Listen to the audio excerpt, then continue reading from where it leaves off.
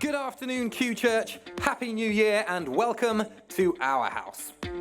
As we launch into 2020 together, we are here to get a fresh dose of inspiration to help us grow as individuals and as a community. With that in mind, we are getting together around the tables in the back hall on Wednesday evening this week to catch up with each other and share our highlights of the year behind and our hopes for the year ahead. Everyone's invited to be part of a great evening together. Doors will open at 7:15 for a 7:30 start. If you're a guest with us this afternoon, then welcome to Q. On the pew in front of you, you'll find Welcome to Our House cards, which are there to help us get to know each other. So please feel free to fill one in and hand it to a steward. Now, you may remember as part of our Christmas at Our House celebration on the 22nd of December, we learned about the charity All People Free, that are working to free people in the brickyards of Pakistan from modern-day slavery. And we took a generous offering and will be sending All People Free a grand total of £1,250. So well done, everybody. Now, everything that we do here at Q is funded by the generous people in this room. So if we want to support Q, then the best way of doing that is to hit the donate button at qyork.co.uk. If you'd like to make a cash or a cheque donation today instead, then you can use the black and white envelopes in front of you and we'll take a collection later on this afternoon. Now, after our final song today, we'll have 30 minutes to catch up over drinks and snacks served by our fantastic team in the foyer, whilst our 5 to 11-year-old kids have half an hour of fun in Life Zone. Then at 5:30, we'll get a reminder to collect our kids from Life Zone and our cars from the car park. But first, for the next hour, we're going to review some of the highlights from Our House 2019. Each week, we've gone on a quest to explore how we can live life fully, have a healthy heart and mind, and love ourselves and others genuinely. So, let's get inspired this afternoon by all we've heard, sung, and seen as we review the highlights of 2019. Hello, welcome to 2019-2020 at Q. Clearly on fire tonight. 2020. What we are going to do, as the clip has just said, is we are going to very much take time to go and revisit some things that we covered in 2019 to almost capture everything of our story to date, so that as we move into next week, we can look ahead a little bit at our vision for the future, all starting from sort of the same page, because our minds go a little bit Christmassy over Christmas, don't they, as we sort of think about other things. Can I just start with a really boring bit of housekeeping? If you need a new parking permit, afterwards you can collect them from over there. That's an exciting way to start the year, isn't it? But for those of you that do park here and like to park here, that is available at the end. So we are going to start with a song, and this song is one of the ones that we sang quite a bit last year because it very much ties to our understanding of breath and what that means, and we will be exploring that a little bit as part of tonight. So enjoy. It's wonderful to all be together again, and we hope you have a really enjoyable evening. Thank you very much.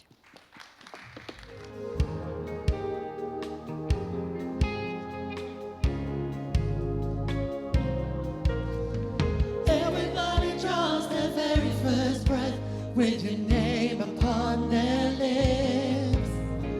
Every one of us is born of dust, but comes alive with heaven's kiss. 'Cause the name of God is the sound of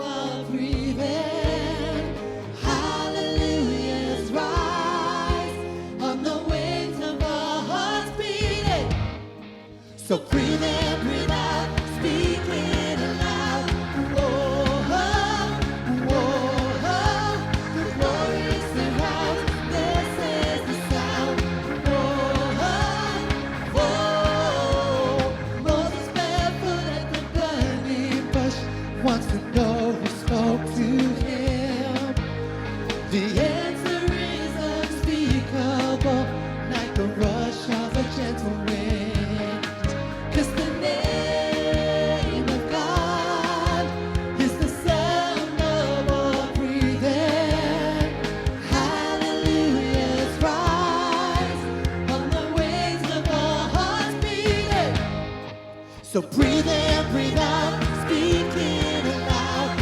Whoa, whoa, the glory surrounds. This is the sound. Whoa, whoa, doubters and deceivers, skeptics and believers, we speak it just the same. From birth to death, every single breath is whispering your name. 'Cause the name of God is the sound of our breathing. Hallelujahs rise on the wings of our hearts beating. So breathe in, breathe out, speak it aloud.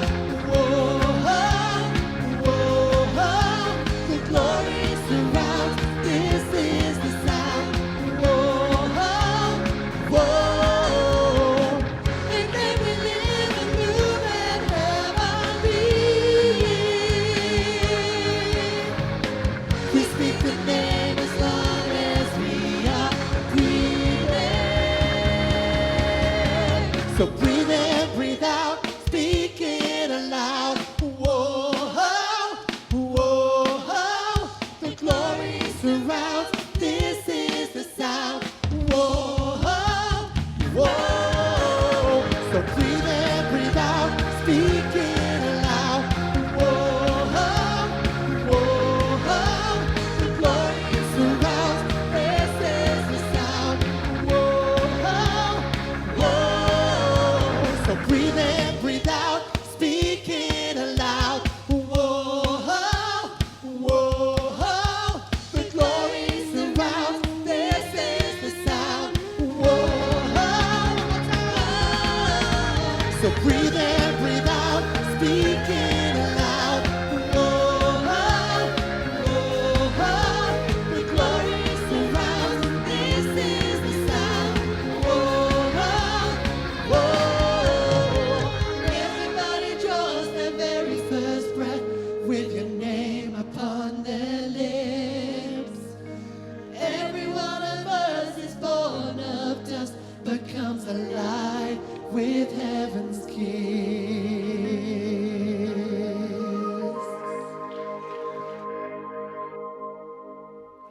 Okay, good afternoon. Hi, so we're going to do a bit of a review of stuff from the past year, and we're going to start over here. Oh, that kind of rhymed. I've caught it from that guy. Curiosity killed the cat. Does anyone remember that? It was Easter last year, so we're going back a while. So Curiosity killed the cat. What was all that about? It wasn't about our furry four-legged friends. It was about the common atonement theory. Wave your hand in the air if you think you know what the common atonement theory is. There's a line you don't hear at many gigs. Anyone? Okay, so maybe we've got a little bit of reminding to do. So we watched a video as well about a guy called Paul Young. It was on a Wednesday night, and he's the guy who wrote this book, The Shack. And he talked through a bit about what this common atonement theory is and why maybe it might not be the greatest news and we might want to get rid of it and replace it with something else. So, curiosity killed the cat. I want to have a look at curiosity first because we are QChurch for a reason. What does our Q stand for? Quest. Because we are curious people, that's why we're here. We want to find out a little bit more about what life is, how it works, so we can live a better life and live life to the full. Are you with me? Jen is with me. Excellent. So that's what today is all about. It's saying, look, I'm a bit curious to say, could my life be a little bit better than it is at the moment? Could I help other people find some of that? So, killing the cat. What did our curiosity help us kill? Well, the common atonement theory, this guy, Paul Young, he explained it as two different elements. He talked about separation and magic. Does that ring any bells with people? Separation and magic. And he said these two components in religion are always there. So separation, what's all that about? I was having quite a lot of conversation with some family at Christmas about this because this is something that they hold quite true and something I've kind of shifted away from. But the basic idea is this. We are not enough. We are not good enough. We are not perfect enough. We're kind of a little bit awful. And because of that, we are separated from God, or this idea of perfection. And the consequence of that is we kind of deserve to burn in hell forever. Woohoo! There's a happy way to start the year. That's kind of this idea that a lot of us are kind of grown up with underneath the the foundation of what church was about was actually this message that you're not really good enough, you're separate from God, and something needs to happen to change that. And so we introduced this idea of magic. So what's the magic? Well, the idea at Easter is that Jesus was the magic. He's this magic potion that you plop into the separation of your life. And because he was perfect and got murdered, his blood atoned for all of our awfulness, so that now God can look on us because he couldn't even look on us before. Does that sound like good news to you? It didn't sound like good news to us, which is why we got curious about it. It's okay, Georgia. So that was one of the things we decided we want to get curious about, because maybe there's something better than that. Because I think curiosity has got to help us find something a little bit better than where we are at the moment. I think asking questions like, is that really good news? Is that how it is? Do the things that I do actually separate me from a loving God? Or is a loving God someone who just keeps his love turned on no matter what's going on? Do I actually have to believe that someone was murdered for me in order to receive forgiveness? Or is there a forgiveness that can be given just because love makes no record of wrongs? Okay, we're going to watch a clip in a minute from a movie called Smallfoot. Do you remember Smallfoot? We watched a bit of that this year. Okay, this introduces the idea we also talked about of the untils. Do you remember the untils we covered? Because the Yetis believed that until somebody bashed their head against the gong in the morning, the sun would not rise. So until the gong was struck, the sun wouldn't rise. They believed that because that is the tradition that they had been handed. It was what was written on the sacred stones, and it was their unquestionable laws and beliefs. But then one day, something happened.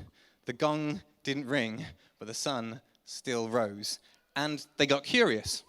What if the sun rises even if I don't ring the gong? What does that tell me about the sun? What does that tell me about the gong? Or what does it tell me about me? What if I don't need to ring the gong anymore? What does my life mean now? And all of these questions came up. And I wonder whether there's some parallels for us tonight, because I think we have some untils.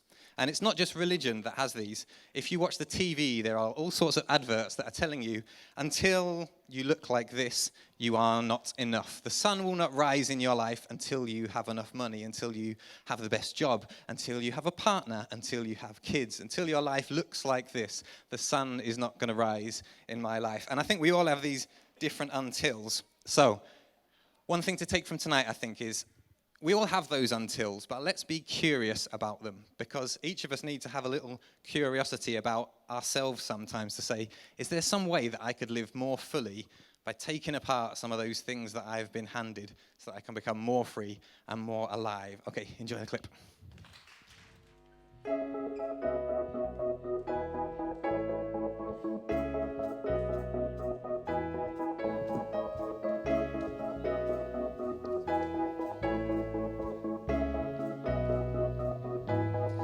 You're calling me over. You're pulling me close. With love you surround me. You give me hope.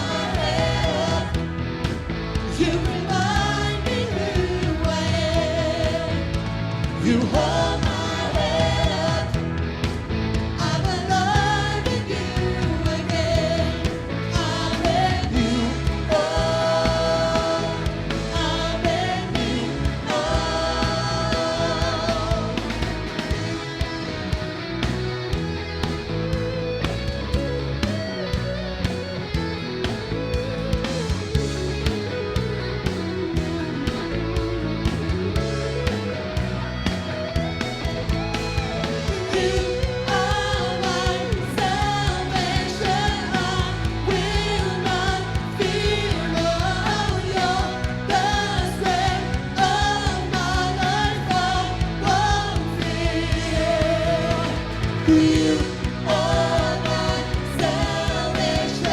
I will not fear. You're the strength of my life. I won't fear. You hold my head up. You remind me who I am. You hold my head up. I'm alive in you again. What's it? You hold my head up. You remind me who I am. You hold my head up. I'm alive in you again.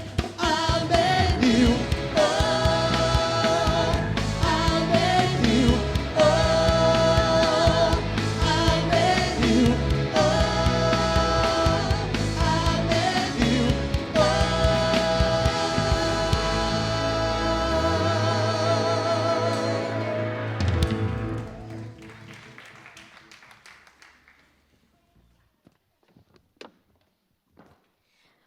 We put that slide up because one of the things that we did talk about was seasons during last year and how sometimes we can judge one another or ourselves based on just one season rather than seeing the whole picture. And another of the key themes that we explored during the year was this quest for the sacred. And we took a look at what sort of sacred meant.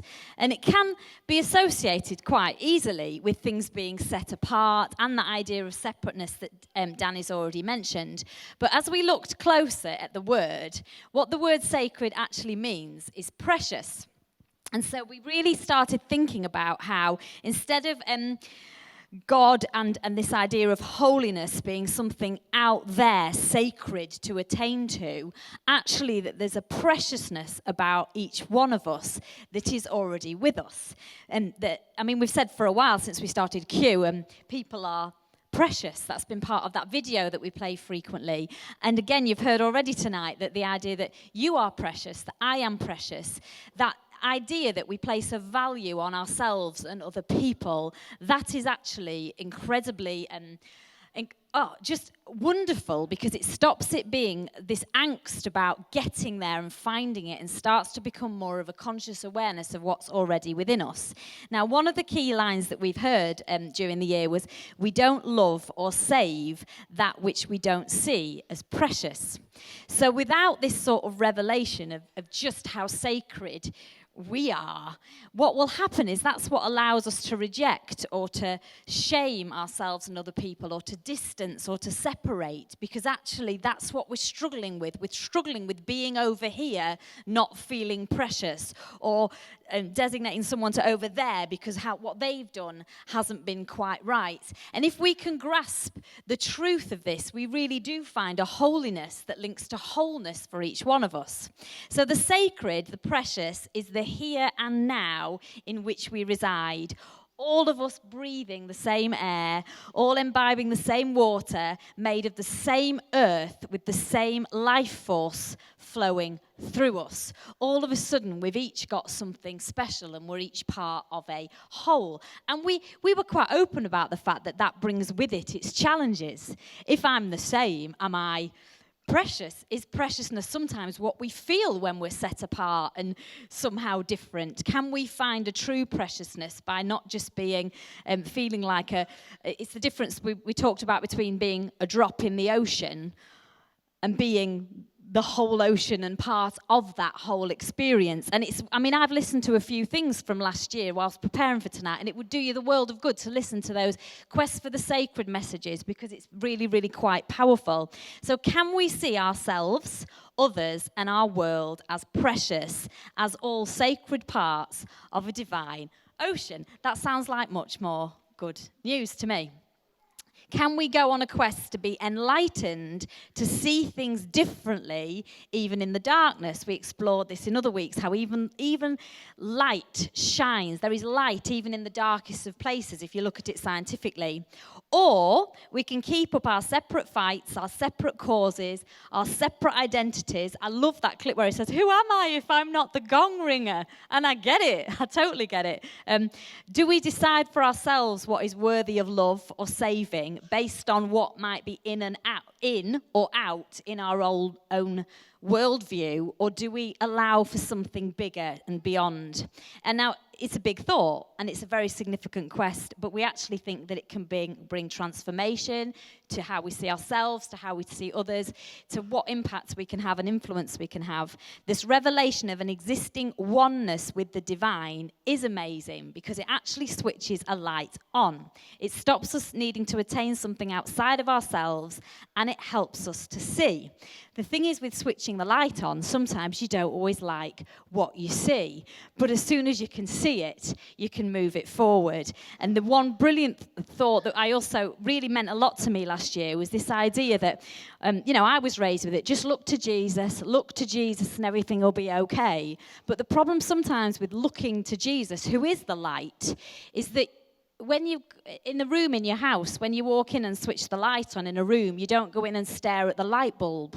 You actually use the light to actually see and experience your surrounding. And Jesus is a light, but he's there to show you and reveal about something about you and the world around you, not to just be stared at for in itself. And I loved that thought. It really helped me. So we are Christ in all and through all. We live in a God-soaked earth, all infused with divine DNA. It's bigger than we ever thought possible.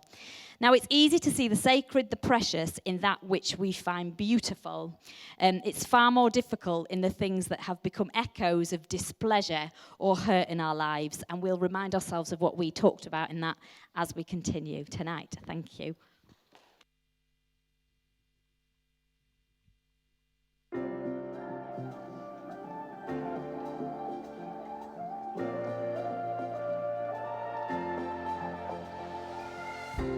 When night has fallen, when fear is coming, still you're calling me. When faith is lost and my hope exhausted, you will be my strength. When my mind says I'm not good enough, God, you're enough for me. I've decided I'm not giving up, 'cause you won't give up on me. You won't give up on me. Your love is holding on and it won't let go. I feel it breaking out like an echo. Your love is holding on and it won't let go. I feel it breaking out like an echo. Echo in my soul.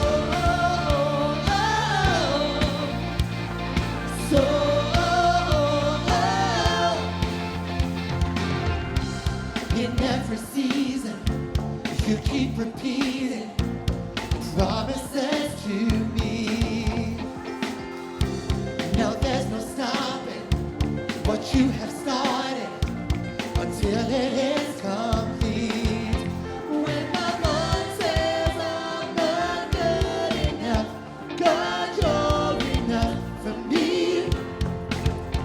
I've decided I'm not giving up, 'cause you won't give up on me. You won't give up on me.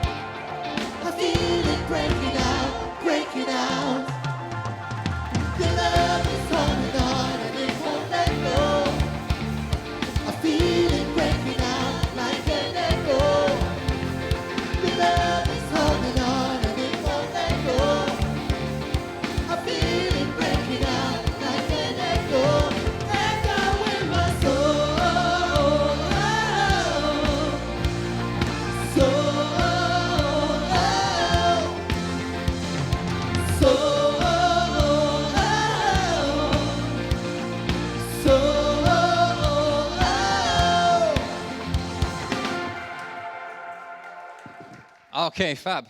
I just want to give you a moment to read the slide before we move on.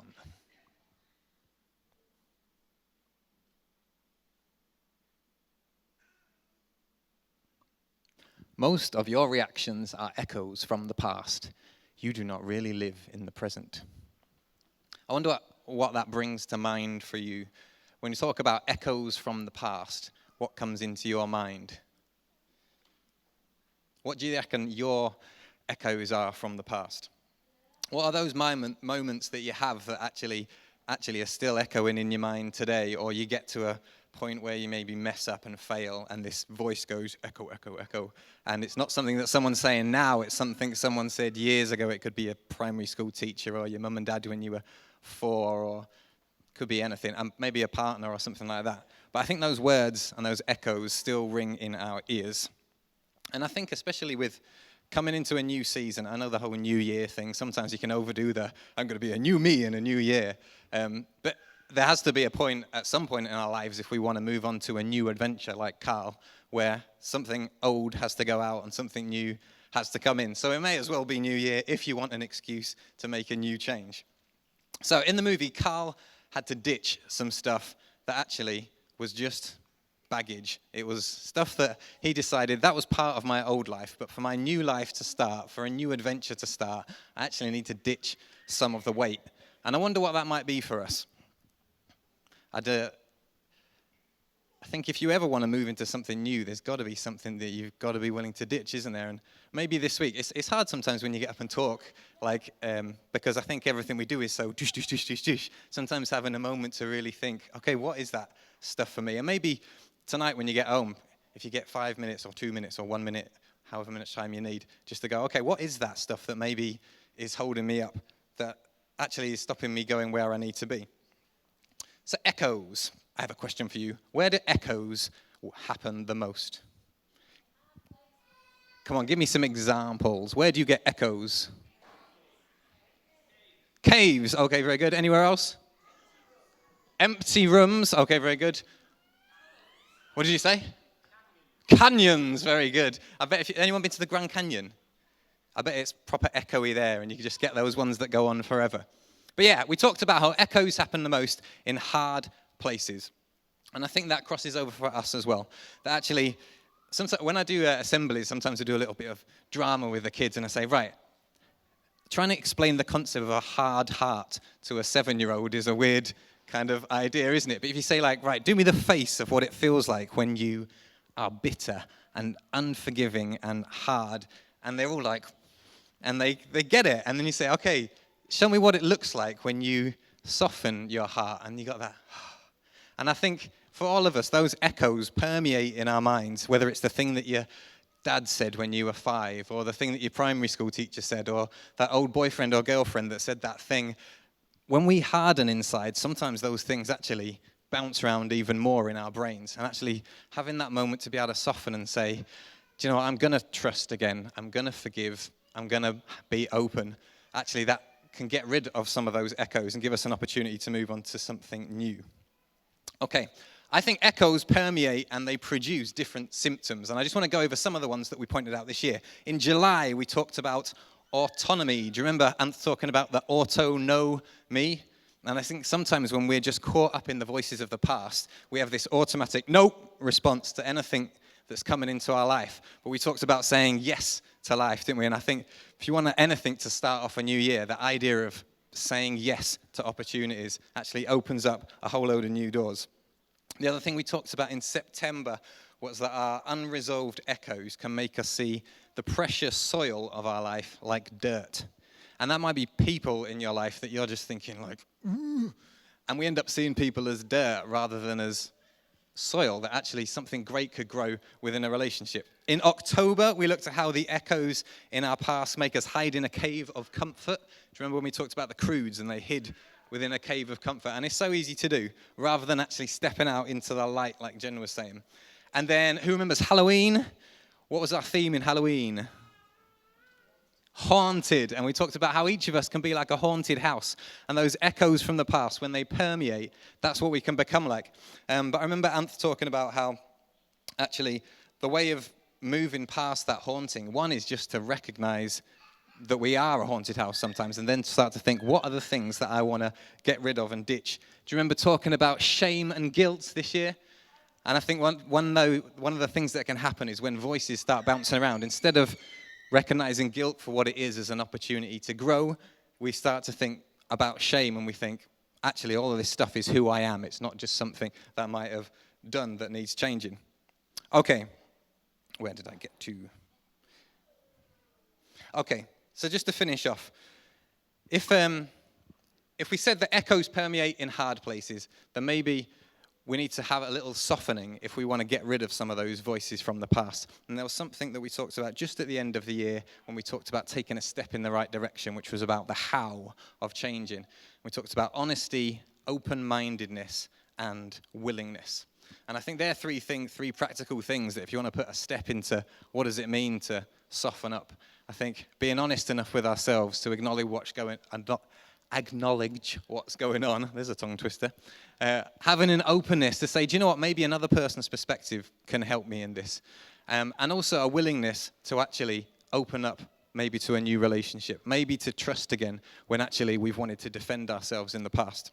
So I want to invite the team back up because we are going to sing one last song to finish, which is about voices.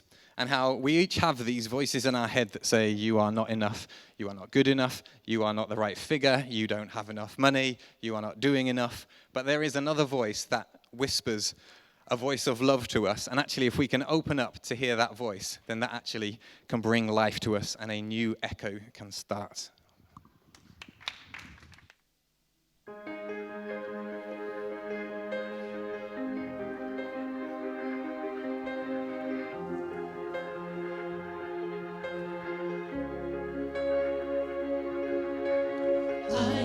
Fighting voices in my mind that say I'm not enough.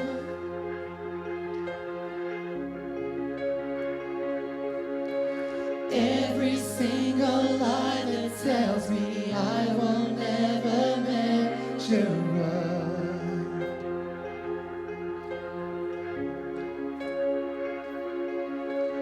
Am I more than just the sum of every high and every low?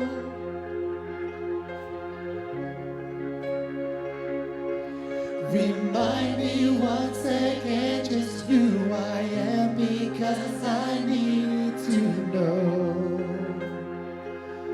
Whoa, you say I am loved when I can't feel a thing. You say I am strong when I think I am weak. You say I am held when I'm falling short, when I don't belong. You say I am yours, and I believe. What you say of me. I believe. The only thing that matters now is everything you think of me.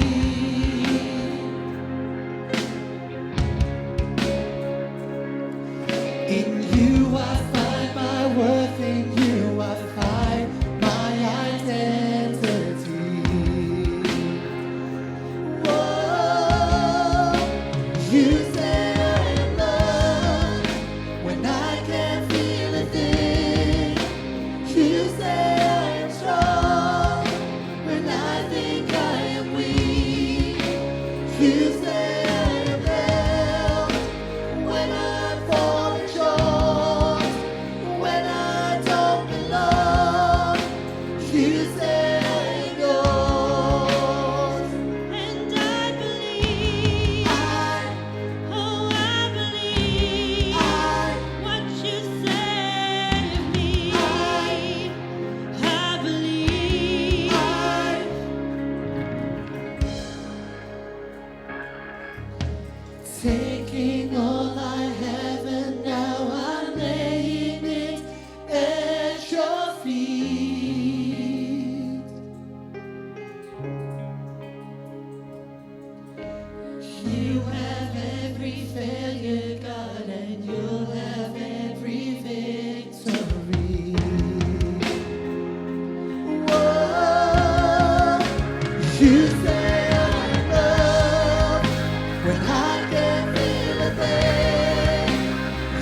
say I'm strong when I think I'm weak.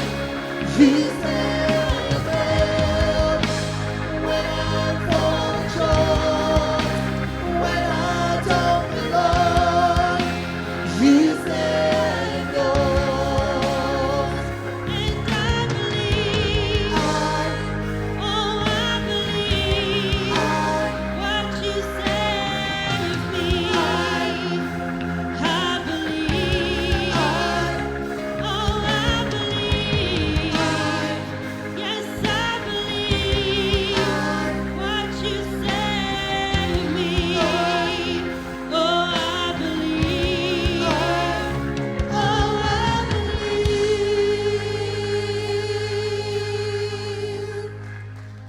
To some extent, we all have those things in life that make us feel good. And sometimes we're asking you to think about things that might actually make you uncomfortable.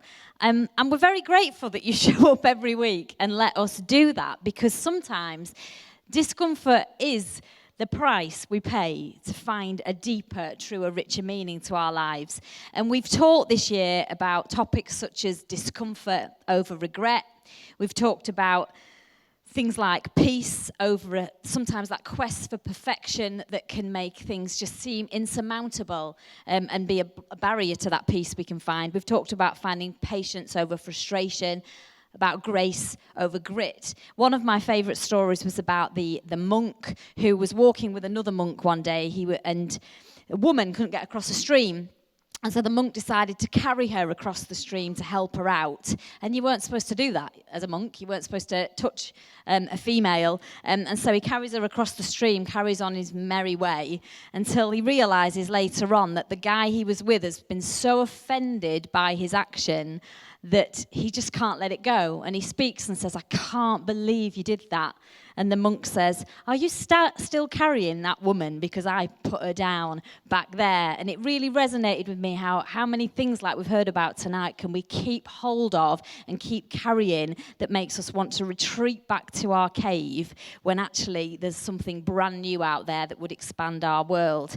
There's also one of the things we talked about, and we had such interesting conversation about it, was a movie clip we watched about cotton candy. Some of you will remember it, because someone did something wrong and hurt these children, and the dad then decided to show grace to the sort of villains of the piece, and then we had to really think about who gets grace, who gets forgiveness. If I forgive someone over here but they've wronged someone over there, how does that person feel about me forgiving them? These are brilliant conversations that we have, because it's rubber hits the road stuff. It's the things we have to genuinely navigate in life and overcome in life to find those places where we can truly be the best versions of ourselves, be as enlightened as we can be, and see preciousness in it all. Self-acceptance, we heard, is refusing to live in an adversarial relationship with yourself. And one of the themes that we hope you've heard tonight is that as we realize who we are and the stuff that we are made of, and find that way to love ourselves as much as we would love the person in our life who we love the most, what we start to realize is we don't have to be the enemy of ourselves. We can actually find a grace that then extends to those around us. Now, we're going to replay a song to finish as our last item. And we watched it last year, and it's the song from The Lion King, the stage version. And the first line is, "Night and the spirit of calling, Mamela. And that word actually means listen.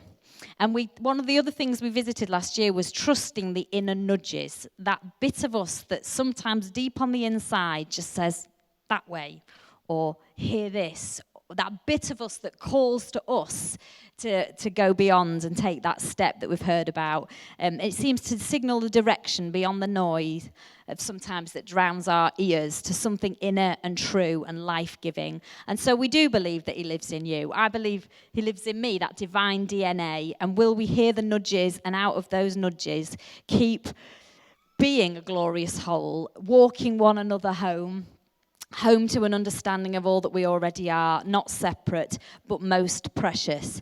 And one of the things that has echoed all year for us is that there might be all sorts of stuff that we can't understand or might be going on, but three things remain: faith, hope, and love. And we hold to those, we believe in those, and we believe in the awesome power of transformation. And we are very, very excited about continuing on that quest into 2020. And we hope we've reminded you of all that's good about that, and that you want to keep going this year on that quest with us. So let this song sit in your heart, let it be a reminder to you, and we hope that this will create a brilliant echo for you tonight. And thank you very much for being with us.